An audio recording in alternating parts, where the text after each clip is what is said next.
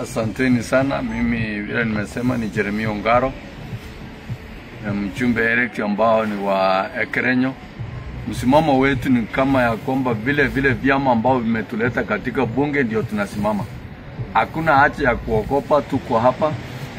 Hakuna mtu yote ambaye anaweza kutushawishi katika hali ya kuingia kwamba tuingie chama chake kama kile. Wale wanaume ambao mliona katika mapicha, ile ni mahangaiko. Katika hali ya kuhangaika wakanakuja ili ya kwamba tuwasamee.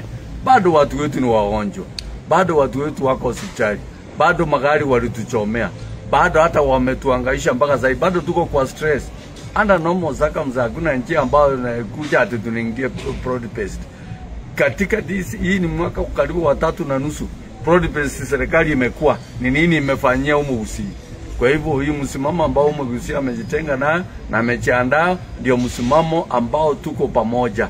Ni lazima wa respect katika njia zote. Hawa ni ndugu zetu wachanga. Sisi sio vibaranga ya kisiasa. Tunaelewa ni wapi ambao tuko na ni wapi ambao tunaelekea katika msimamo wa ndugu wetu Daktari Fred Okengo Omotieng katika hali na mali katika njia zote. Asante.